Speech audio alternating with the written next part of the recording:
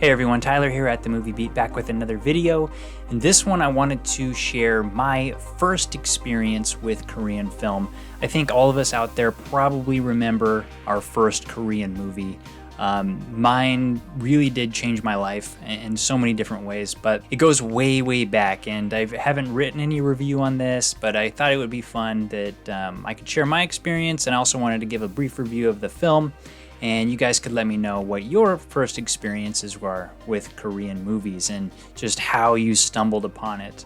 It's definitely a lot easier to stumble upon today. My experience came back when I was in high school, and I was always really interested in film, and I was working part-time at Hollywood video rental store. And really, I just kind of got bored with all of the typical offerings that were coming out. I could watch anything and everything.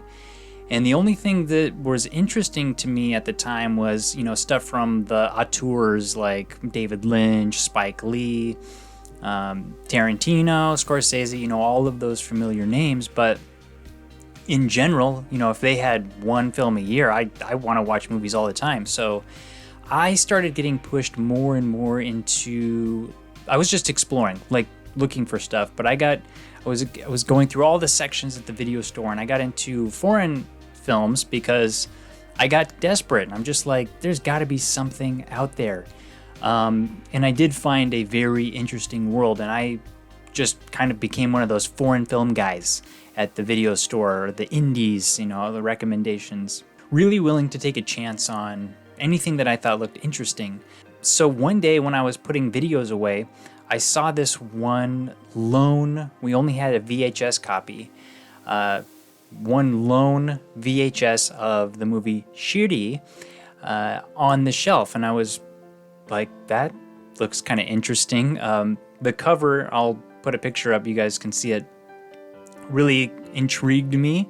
It was sort of this sexy Asian woman in a evening gown or a dress holding a gun, and I thought, okay, I wonder what that is. I definitely wanted to know all of the films because I had to be ready for recommendations or to talk to people.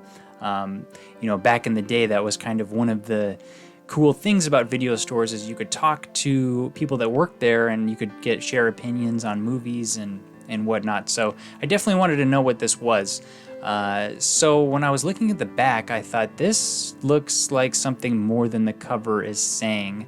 Back in the day, we'd read the synopsis on the back of the videos, and this one also had some, the Leafs, it won some awards and things like that. It said something like Grand Bell Award, which was the Korean Academy Awards, and I had never seen a Korean movie before. Of course, I knew of the country, but pretty much the only thing I knew about Korea was Taekwondo and what I learned in my world history class, Korean War and things like that. So I thought, they have movies. For some reason, it just did not dawn on me that they could make movies.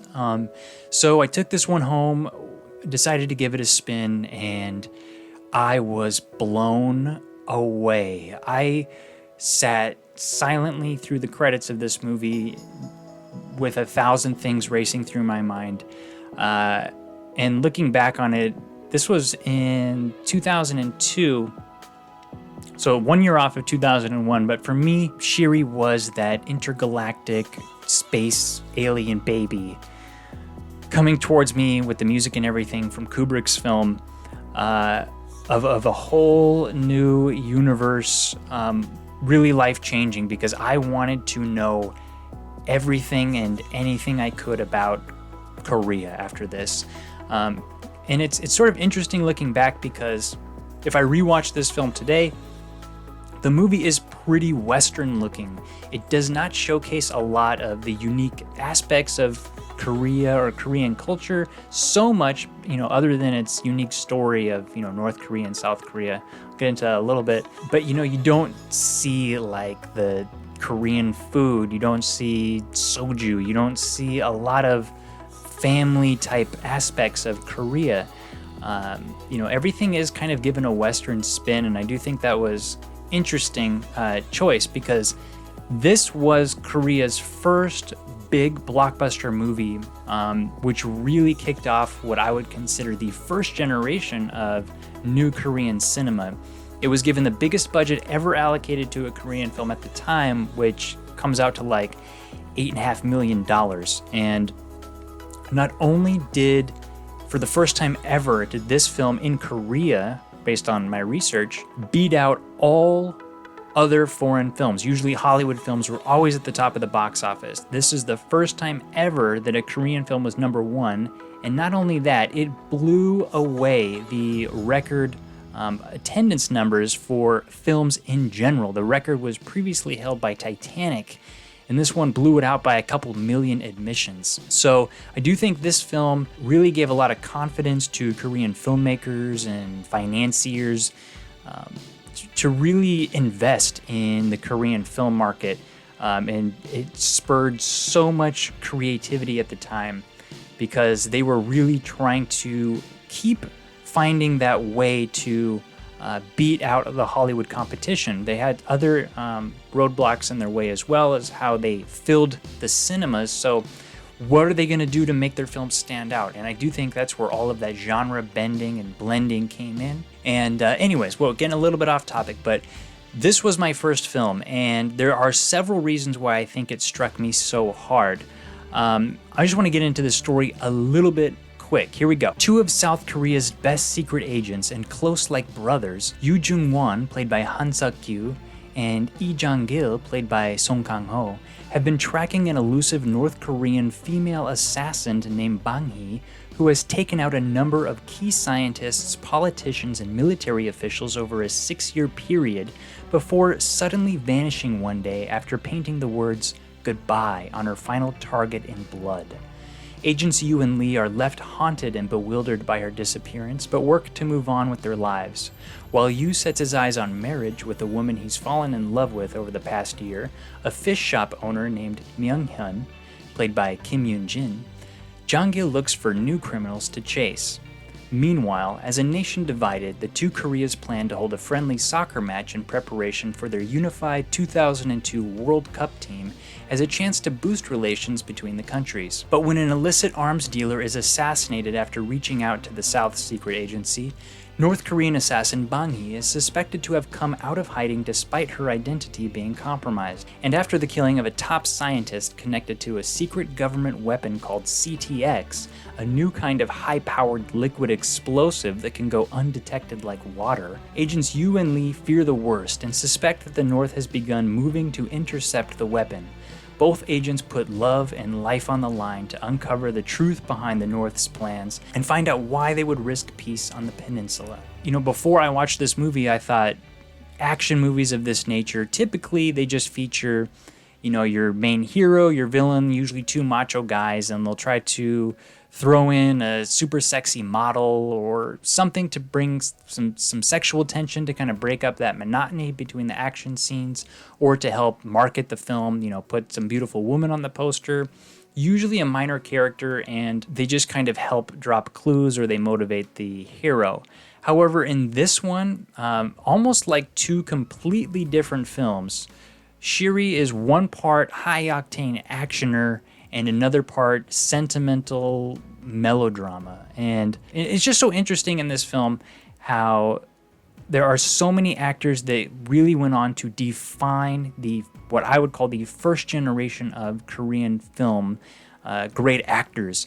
We've got Han Suk-kyu, Song Kang-ho, Choi Min-sik, Kim Yunjin. There's even a cameo at the end. It wouldn't really be a cameo because he wasn't huge and famous at the time, but Hwang Jung-min has an appearance in this one.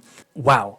Together, this one is explosive. So lead actor Han Suk-kyu, who, like I said, was in White Knight or Christmas in August, is partnered with Song Kang-ho, who you guys have seen in Parasite, A Taxi Driver, The Throne. They are not just your average secret agents wearing a suit and an earpiece. These guys don full SWAT gear as they really lead the raids into some warehouses or shipyards as they track down the criminals. And they get involved in these really elaborate shootouts, something that you might see in like a John Woo bullet ballet type actioner. There's even one scene that's a shootout in a downtown center with the agents followed by a group of law enforcement as they chase down there's these robbers in the film. I don't want to give too much away, but there is a scene that looks inspired right out of Michael Mann's Heat from the mid-90s. They have high-powered assault rifles, and it's just echoing in the cities among the various buildings and whatnot. It has all of that. So that is enough to please the action side. I do think looking back on this film, some of the shootouts and stunt work do look a little bit crude by today's standards. They also seem to have employed a lot of shaky camera to kind of mask either the low budget effects or from just the sets looking flimsy at all. And there is like a miniature used in one of the biggest explosions in the film. That does look a bit dated, but being made for just fractions of a Hollywood budget, this one really can go toe-to-toe with almost any, I would say, action movie of its time. Also, this movie has drama that I had never experienced before. So being my first Korean production, this was my first exposure to that sentimentality that I think Korea does so well with its drama. So I was really blown away by the tragic love story in this one between Han Suk-kyu's character, Agent Yu, and the shop owner, Myung-hyun, played by Kim Yunjin. The sentimentality is front and center of every scene that these two are in with, and it really caught me off guard because the movie begins with so much explosive violence and action. But then all of a sudden there's this considerable downtime being spent with this couple. Like they're in their pajamas in bed and they're talking about these different species of fish. Like one of them's named the kissing rami or something like that. And, you know, they talk about just the facial expressions of fish when they laugh or cry and they start kind of pecking at each other like fish. It's so melodramatic, and it's underscored by this soft ballad played by Carol Kidd, the song When I Dream.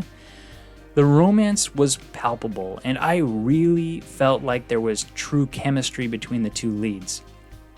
And really all of the characters in this movie, Shiri, are humanized so well, including the bad characters.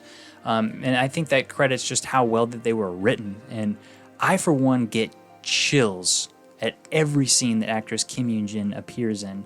One scene in particular has her contemplating suicide after she's relapsed from an alcohol addiction, and she's facing just sort of the tragic role her character is going to have to play in the film. And she's up against Choi Min-sik in this particular scene, and to this day it is my favorite single scene of acting that I've ever seen, really, in a Korean film. And I do think that this is one of the reasons why she earned Best New Actress at the Grand Bell Awards and went on to have the career that she's had. She went in to star in all 6 seasons of the American hit TV show Lost, and she's remained a powerful actress in Korean television, drama, and movies to this day. Also, the character Han Suk-kyu, he brings that same level of tenderness that you see in like Christmas in August. He's got these quiet, contemplative moments that when put up against really the scenes that he has to draw his gun and it's full of so much action, it just makes everything so much more tense and emotional because I'm like, this is a real human being with people that he cares about, not only his partner, but, you know, the woman he wants to marry soon. It was just mind-blowing that they could do this alongside that more, you know, something that you would see like in a James Cameron action movie. To have that combined with it, I just thought, like, how did they get away with this? I didn't feel at the time that anyone in Hollywood would ever approve of this just because they would think, oh no, people don't want this, people don't like that, they want something else that's, you know, just more beat 'em up, smash 'em up, show the pretty girl and call it good. Here, I'm like, okay, no, they're on to something. After I watched this movie, I just started exploring what else is out there, and it had led me to one film after another, and it brought me eventually to Korea, and I'll leave that for another video, but this is really my first exposure, and I'm just so thankful that I picked that movie up and watched it. This movie is also my #1 pick for most wanted remasterings and to be released on Blu-ray. Partly for sentimentality reasons, but also because I think this is definitely one of the very best action thrillers ever made. So I'm going to rate this one a very strong 8.5 out of 10. Definitely let me know what you guys think of this movie if you haven't seen it, if you have seen it, and if you haven't seen it, try to find it. I have the special edition DVD, and I just want to show you the cover of the disc because this is an action movie. It's a action thriller, but it's also a drama, and you wouldn't know based on the cover of this disc. So I'll show you the poster once again that I saw from the VHS cover in America, and this is the Korean DVD cover, which I think more accurately represents this movie. So this is the disc cover. Definitely looks more like a love story drama, doesn't it? So very interesting indeed. So I'm curious what your first experience was with a Korean film and just how you stumbled across it, and what sort of feelings you had, and what took you off guard, or what made you want to watch another Korean film after that. Thanks for watching, everybody. I'm Tyler at The Movie Beat. Until next time, keep watching movies.